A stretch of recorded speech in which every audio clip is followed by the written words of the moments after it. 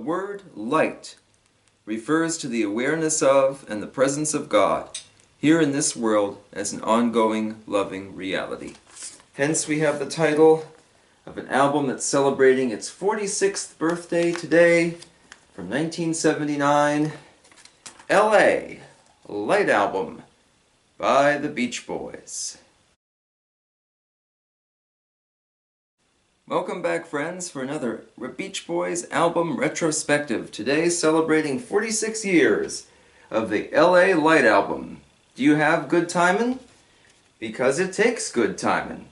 Everybody has a different opinion on L.A. Light Album. There's a lot of fun things on there and a few interesting surprises. I thought today we'd do an in-depth video on L.A. Light Album, looking at its legacy, looking at the personnel involved, and looking at some of the unusual aspects of it. For L.A. Light Album is definitely one of those records that everybody feels a different way about. Everybody latches on to something different. And although I've mentioned it several times on this channel, I've never really done a video devoted expressly to it. To help flesh out today's video, I thought, you know what, I'll also include a few stock footage clips of instances where I've shared things about this album where my opinion hasn't changed since recording the original video. I would like you to put your favorite songs from the L.A. Light Album in the comments below, or just comment your thoughts on it in general. There's all sorts of interesting and fun things to say about it, and lots of stuff to enjoy. So what do you say? Love surrounds us as we go south to eat some shortening bread and discuss the L.A. Light Album. I handed him my 8-track, and he said, "Oh, wow." He said, "Mike Love and I worked on a great song on this tape called Sumahama. You ever heard it?" And he sang the first part of Sumahama. "There's a lover's leap in old Japan." And I finished the verse for him. "Where the lovers walk along the sand, hand in hand at Sumahama." And then conversation turned to what is kind of the odd man out on Here Comes the Night. That's a spoiler alert for my upcoming video with Steve Lewis. And that is the Here Comes the Night epic disco, 12-minute tune. And it turns out one of the husbands of the married couples had brought his copy of the 12-inch single. Now he had the blue vinyl. This is only the regular factory issue black vinyl. But he had the blue one, and he wanted Mike and Bruce to sign the sleeve, and they were more than happy to do it. But Mike said, "Yeah, that's Bruce's brainchild, but it is a lot of fun." And Mike also joked, "If we had a half an hour, we could sit and listen to Here Comes the Night." And I thought that was pretty funny too. That last clip, of course, was from my video on Club Kokomo, where Mike Love, Bruce Johnston, and I discussed Sumahama and Here Comes the Night. So let's talk about the music on L.A. Light Album first. And we'll start, as I often do, with the actual track listing. We have Good Timin', Lady Linda, Full Sail, Angel Come Home, Love Surrounds Me, Sumahama, Here Comes the Night, Baby Blue, Goin' South, and Shortening Bread. So you might notice fewer tracks than we usually expect on a Beach Boys album, but that is of course because Here Comes the Night is about 11 minutes long, and therefore takes up most of the second side of the record and the bulk of the album's runtime. But let's start with those singles, actually, because Here Comes the Night was the lead single for this album. It was the first one released, and it actually performed relatively well, charting not just in the US, but also in several other territories. And indeed, in the liner notes for the 2002 CD, Live at Nebworth 1980, when British Beach Boys fans were polled for their favorite songs, Here Comes the Night actually made the top dozen. So it was a pretty popular tune. Now, this song, of course, was made when disco was falling out of style. Many people, I guess, questioned or even openly opposed the Beach Boys' willingness to dive in and make this sort of epic, really long disco song. Fans weren't exactly pleased with the end result. But kind of as Mike Love and Bruce Johnston even noted, it has its own sort of quirky charm. I don't hate Here Comes the Night. It's not my favorite thing on this album, but it's definitely unique. There's really nothing else in the Beach Boys catalog quite like it. Now it should be noted that an alternate version of it is on the 12-inch single, along with an instrumental take. I don't know if that's going to show up very well on screen here. But the most complete, the most comprehensive version is on the actual LA Light album. The 12-inch single version is shorter, both the instrumental and the other take used. This to me makes sense to have, mostly because this is something a dance club could just put on and let it run for a while. People could get up and dance. Having it on an LP is an unusual choice, especially because on digital or CD, it's right in the middle of the album. So this album full of beautiful songs just kind of stops and goes disco for an extended period of time. But it's one of those things that's so odd and so bizarre, it actually kind of works in a weird way. I don't know, but Here Comes the Night was actually fairly successful around the world, peaking at number 44 in the US, almost making the top 40. Like we said, kind of a fan favorite there. But it should be noted that that particular version might not have been 11 or 12 minutes long. It was probably a shorter mix, and occasionally we see the 4.5 minute version of Here Comes the Night pop up here and there. There's also apparently an exclusive version that's even shorter, only running about 3. I don't have one of those. If you know more about those sort of DJ exclusive or radio exclusive mixes of Here Comes the Night, please do let me know. But you can find the shorter mix on some releases. Here's the Australian Sounds of Somerset, which uses the 4.5 minute one. Also, foreign pressings of 20 More Good Vibrations, or should I say 20 Good Vibrations Part 3, Best of the Brother Years. Talk about a title. But foreign pressings, not US pressings, but international ones, do indeed include the 4.5 minute mix of Here Comes the Night as well, because it did resonate with some fans. It got some radio airplay. And like something like Summer in Paradise, it was the Beach Boys attempting to be modern, that kind of thing. For some people, the presence of Here Comes the Night ruins the album. I don't think it ruins it. Again, it's a little bit incongruous with everything else on there, but it does have its own sort of fun charm to it. It was the lead single for the album. The B-side, I do believe, was Baby Blue. Baby Blue was actually a song that Dennis Wilson was working on at the time. Both Mike Love and Dennis Wilson were toying with their respective solo careers. Baby Blue, of course, was one of Dennis's main sort of contributions to the album. We'll talk more about that in a little bit. Let's talk about the other main singles. Now, in most countries, including all of North America, the main single or the main song people associate with the LA Light album is Good Timin'. You need good timin'. Do-do-do, it takes good timin', do-do-do. Good Timin' pops up on all kinds of box sets, compilations, collections. It's been in the live set. It only peaked at number 40, the third and final top 40 single that the Beach Boys proper had at that point. But it's maintained a big, fan base, firm fan favorite, and a really great song. You can find it here on this set. It's on 10 Years of Harmony. It's in virtually all the main box sets. Good Timin's always a good choice. It's a very short song. I'm often surprised how short it is. And I know that it had dated back to 1974 or so, and it had been redone and worked on periodically, sort of here and there.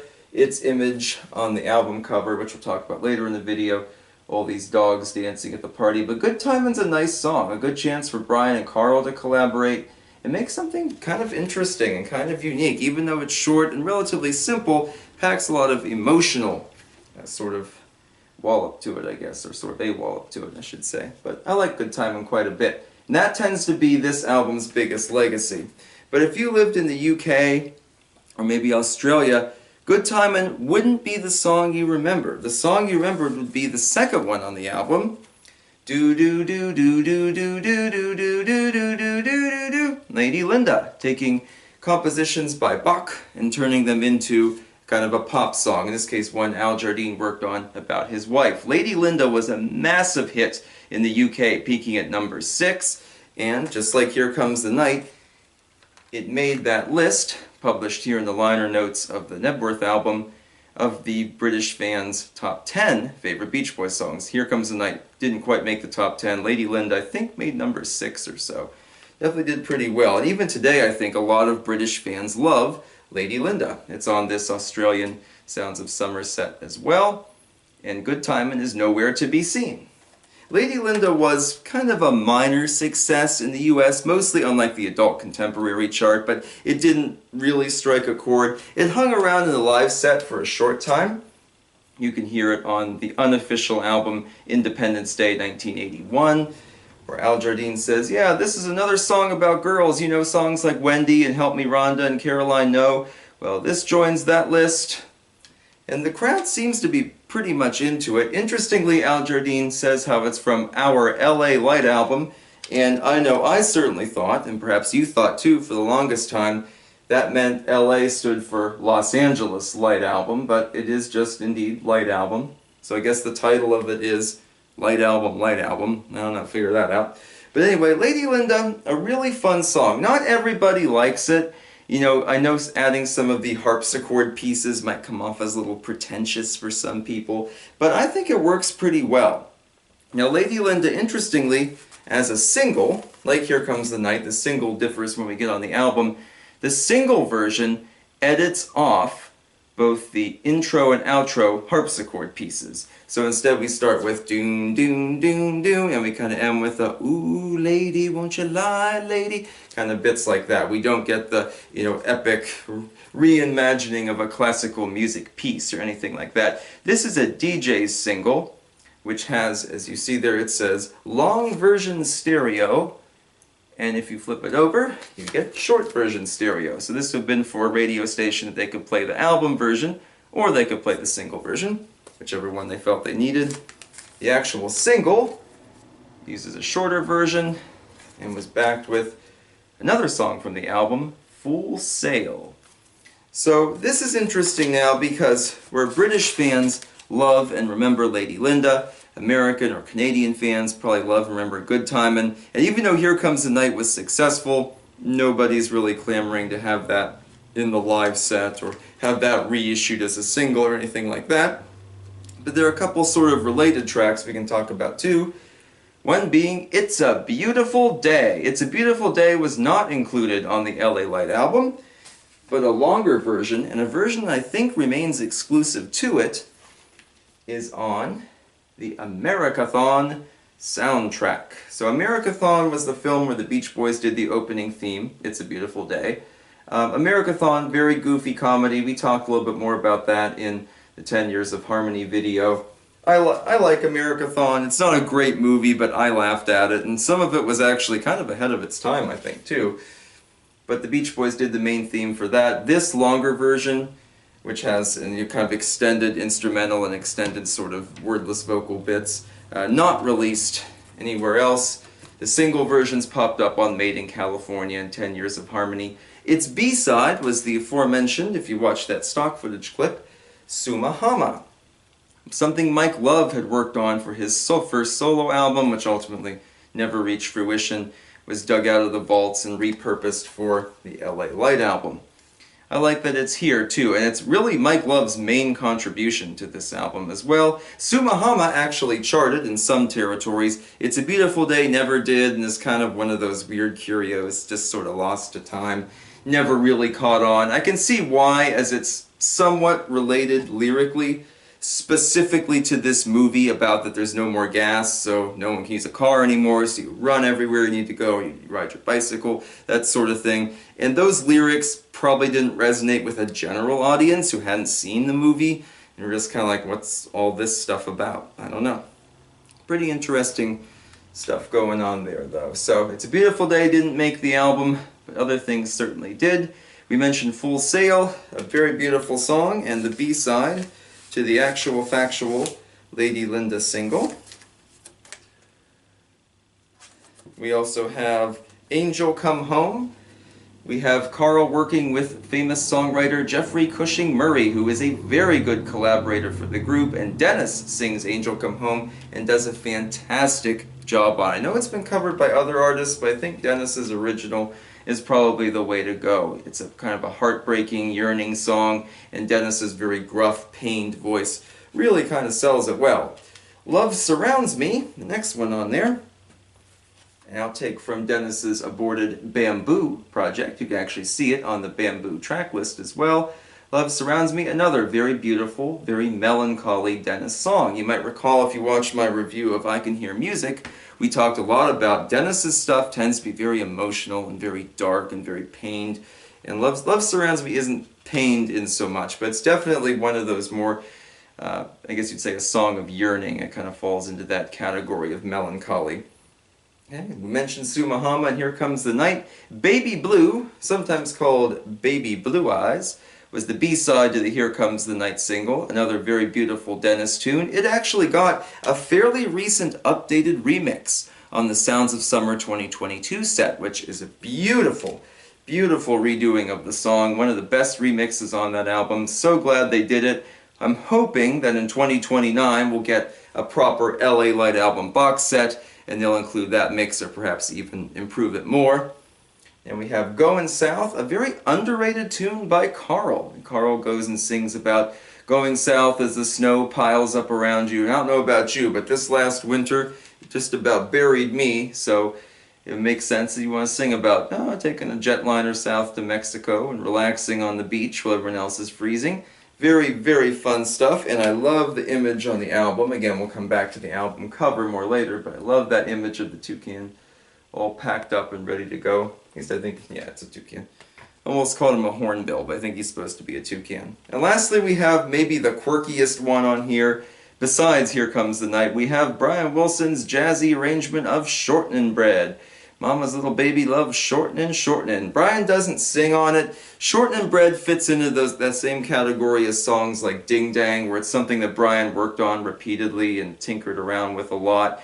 And Shortening Bread, it's a fun album closer. It's certainly much different than anything else on the album, though. Probably not what most fans expected. But if it was 12 minutes long, I could see that being a problem, but it's pretty short and sweet. And is a fun album closer. So let's take a look at why the LA Light album might be one of the most unique Beach Boys albums ever made. Originally from what I think is the most unique Beach Boys album, the LA Light album. I really enjoy LA Light album. Not everybody does, I get that. That clip was from me introducing the 12-inch single of Here Comes the Night. So let's talk about why the LA Light album is so unique. And I actually think it's for a relatively simple reason. It's the only Beach Boys album to have the main creative forces being Carl and Dennis Wilson. Unlike other albums where it's usually Brian Wilson or Mike Love in the driver's seat, neither Brian nor Michael really seem to be involved in the production. Mike Love's Sumahama was his main contribution, and Brian Wilson, who was having a rather difficult period of mental and physical health, contributed a few writing credits, an arrangement credit in the case of Shortening Bread, but for the most part didn't really bring anything new to the table and is barely audible on the album at all. And I like that we have Carl and Dennis in the driver's seat. We get some very unique songs because of that. And indeed, this album almost has more in common with their solo efforts at the time, or ones that would be coming in the very near future in this case too. I forgot to mention in the last installment that Dennis's Love Surrounds Me was the B-side to Good Time. It did not chart, but it's good that they picked the song that he'd worked on for the B-side to that. So we have Brian and Carl on one side, and Dennis and some of his frequent collaborators, such as Greg Jacobson, on the B-side. We also have lots of input from outside writers. Of course, Al Jardine worked on Lady Linda along with Ron Altbach, who had collaborated with several songs on the MIU album the previous year, and I think was a good outside voice for the group to have. I like a lot of Ron Altbach's work. And of course we mentioned Jeffrey Cushing Murray, who worked with both Carl and Dennis. So this gives LA Light album kind of its own unique feel because it plays very much like a Carl Wilson or Dennis Wilson solo album, more so than a Beach Boys album. And then we have those few kind of unusual tracks like Here Comes the Night and Shortening Bread kind of peppered in there to give a little bit of quirkiness, to give a little bit of character that it didn't have otherwise, pep it up a little bit. Now, in all fairness, all of the Beach Boys albums between 1976 and 1980 are kind of all over the place. 15 Big Ones from 1976 and Love You from 1977 both are, I think, able to be fairly comprehensive despite being pieced together from different sessions and different ideas. The older songs on 15 Big Ones work pretty well as the album is very nostalgic, so digging old things out of the vault like Back Home and Susie Cincinnati actually work okay. And Love You, with its synthesizer treatment, kind of makes everything fit and work on a level playing field. Plus it has kind of a quirky vibe, and as Steve Lewis once put it, a night theme. You know, it's an album that has a lot of themes and ideas that kind of work to its credit. LA Light album isn't quite unified in that regard. I think the disco track kind of pushes it offline, but it's not quite to the other extreme. Things like MIU album and Keeping the Summer Alive, which I have a whole video on, are literally all over the place and are pieced together from aborted projects from different periods of the group. Things are just kind of pieced together. Neither of those albums really have a defining theme or moment or structure. LA Light album falls somewhere in between. Most of these songs are ballads. Most of them are kind of songs of yearning and sadness. And I like that they're spearheaded by Carl and Dennis and outside writers to give it kind of its own unique vibe. But is it perfectly comprehensive and cohesive? Not exactly. You know, we're missing, I could see why Good Timin' only peaked at number 40, and I should have noted in the last part of the video too, was their last 1970s top 40 single, not their last of all time. That was my fault. But I could see why maybe audiences were a bit confused and a bit put off, because this was much more different than any other Beach Boys album for the time being, where it was sort of focused, but kind of in a different area, and then the quirky, unusual tracks that were put in weren't really what people probably expected. So now let's talk about some of the legacy that the LA Light album has left behind. So, what do you think, LA Light album? Shortening bread. Got to be shortening bread. Okay, that was my second choice. My top choice, I'll give you a hint, it's 11 minutes long, roughly. Oh, yeah, that doesn't fit. Yeah, you're right. Yeah, if they You're had right. used like the 3 minute or 4 minute mix of Here Comes the Night, I don't really think it would matter. But today, this whole Yeah. album is remembered just because it has this 11, 12 minute long wacky disco song that has no reason to be that long, or really no reason to even be there. And on the 8 track, it takes up a whole track unto itself. I don't know how well Oh, you'll be able to yeah. see that, you know, and Yeah. of course, on the record, it starts side two, but on like CD or digital, it's going to be in the middle of the album too. So between these gentle ballads and songs of Yeah. yearning comes, you know, And here comes the night. I'm realizing why I didn't come up with that one is because I listened to it on vinyl. I have always, from the day I bought it, skipped it on side two, gone to the second track. So I forgot, I like basically forgot it was on here. So what exactly is the legacy of the LA Light album? You could say it was mostly the song Good Timin', which is in the live set even to this day and pops up on so many different compilations and hits packages. Or if you're in the UK or Australia, you could argue it was Lady Linda, which was even reworked much later as Lady Liberty after Al and Linda Jardine's divorce. You could argue its legacy is being remembered for having a 12-minute long disco song, which there is certainly some grounds for. Most every review, especially from a casual listener, is certainly going to note that. You could argue that its greatest legacy is its ability to embrace change. Jim Tamrican's liner notes for the LA Light album note how LA should indeed have meant Los Angeles, and it was the Beach Boys trying to find some sort of compromise between embracing new music trends, being like the Ramones or someone who was popular at the time, versus calling back to their older music and also playing into the nostalgic angle. So balancing out this album with, you know, soulful, gentle ballad tracks and also some quirky rockers, that sort of thing.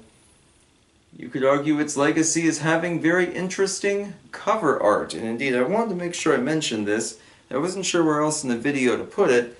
Every panel on the album cover is done by a different artist, some of whom would go on to have great success, like Neon Park, that sort of thing, but Very different imagery, very different design. The problem with doing a collage cover like this is mostly that I think there's really not one main image for a person to look at. It's kind of all over the place. I suppose the panel that represents your favorite song or favorite songs would be the ones that you think of the most. I don't know, kind of an odd choice. Or maybe its legacy could be having Bruce Johnston back in the fold. Remember, Bruce had left the Beach Boys in the early 70s, mostly it seems due to issues with Jack Riley, amongst other things, who was their manager at the time. But he came back to work on this disco project and stayed ever since. And indeed, today, if you go to a Beach Boys concert, Mike and Bruce are the two that you're going to see. So what is the legacy of L.A. Light Album? It's quirky, it's unusual, it's a good showcase of the talents of Carl and Dennis, along with the various collaborators they had outside of the Beach Boys. It's a good thing to look at to remember how ridiculous the Beach Boys can get sometimes, trying things like a 12-minute long disco epic or a rockin' version of Shortin' and Bread. It's a reminder that even on an album that was met kind of with a mixed critical reception, that there were still songs and moments that resonated with audiences. Light Album occupies a space similar to Beach Boys albums like Friends and Love You. It's one that we don't see too many songs on it done live, we don't see too many on the greatest hits compilations, but we see a lot of it on box sets because it's been such a fan favorite for such a long time. People love these ballads and these other tunes that don't get as much airplay or as much recognition as they probably should. Therefore, it's kind of a fan favorite in a way. My question as we part for today: what does LA Light Album mean to you? Please comment up below. Join me next week as we talk about another album, Gary Lewis and the Playboys, You Don't Have to Paint Me a Picture. Hope to see you there for that. Until then, my friends, go out there and eat some shortening bread. Wait a minute, I already made that joke. Glad this is almost over. Here comes the night. So long.